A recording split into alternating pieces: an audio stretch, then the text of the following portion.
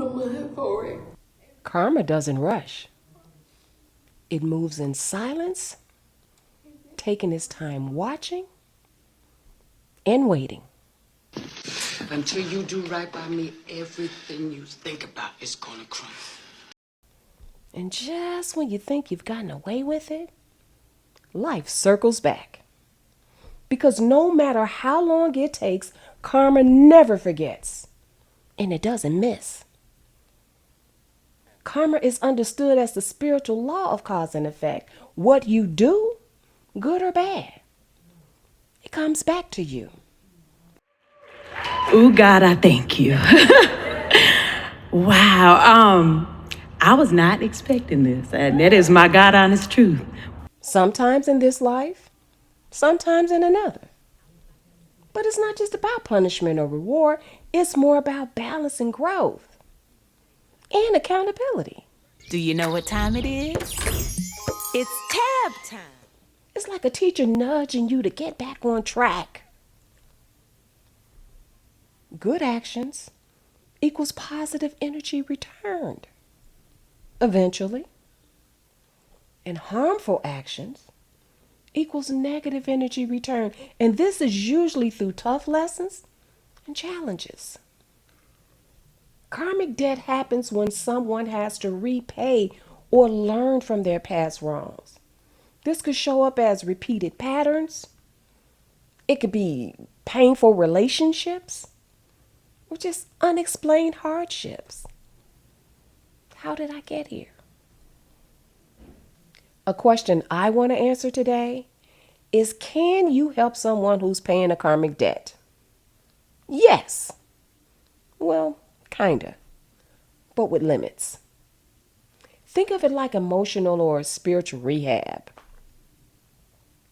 You can help by supporting them, but you can't serve the sentence for them. I'll tell you how you can help someone without interfering with their growth, because the growth has to happen. Try being a mirror, not a savior. Help them see the patterns that they're stuck in without judging them.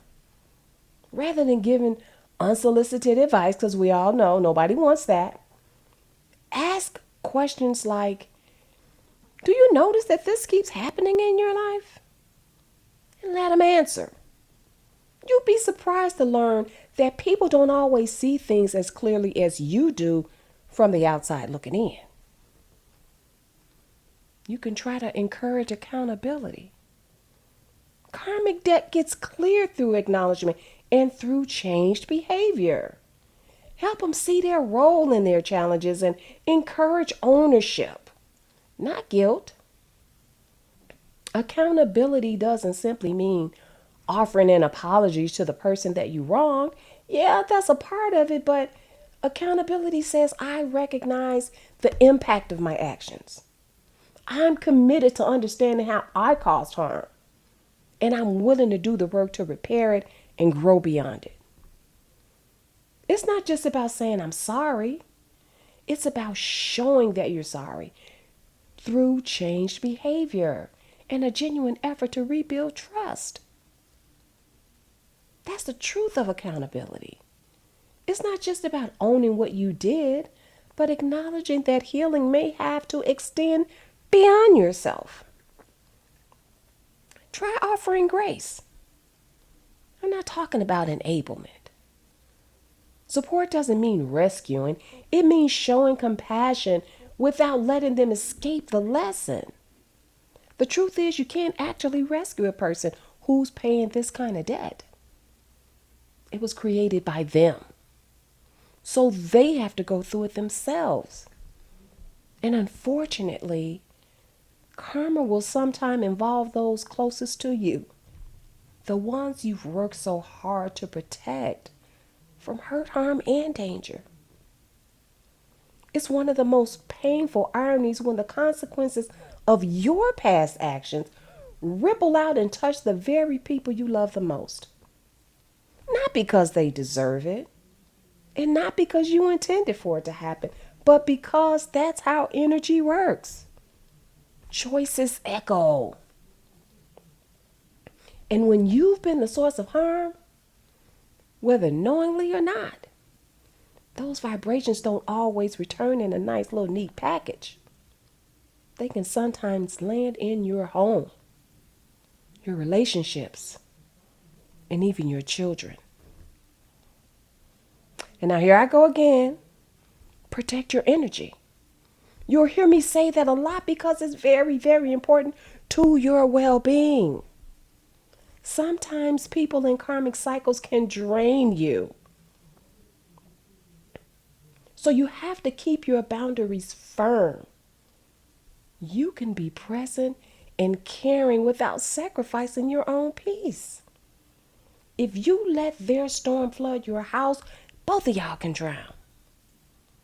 So you most certainly don't want to become part of their karmic cycle.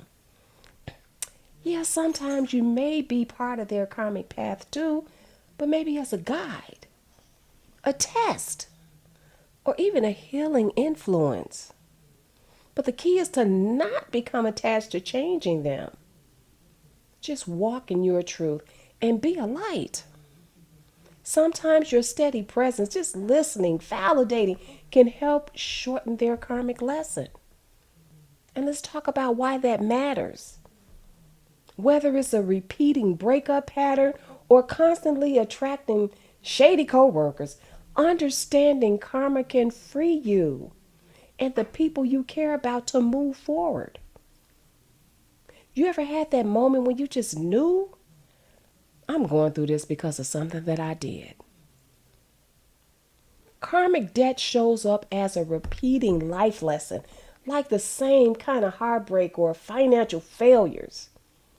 Maybe you end up having to downsize your house or your car because the money that you bragged about and shamed the less fortunate about is no longer flowing for you. Maybe you hurt someone and never made it right.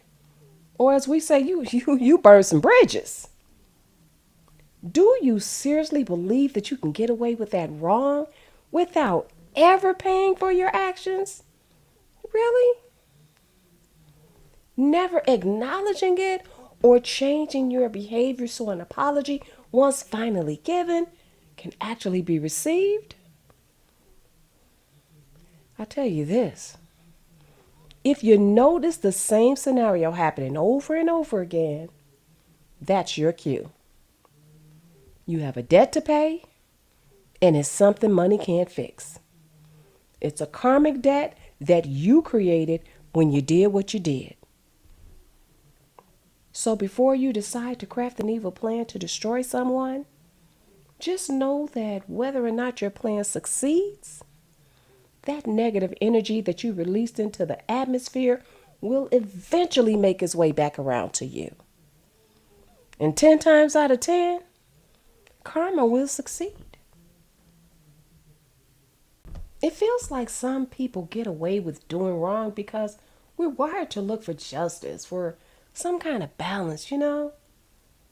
When someone does harm and doesn't seem to face consequences, especially while other people suffer from doing far less, it shakes our sense of fairness.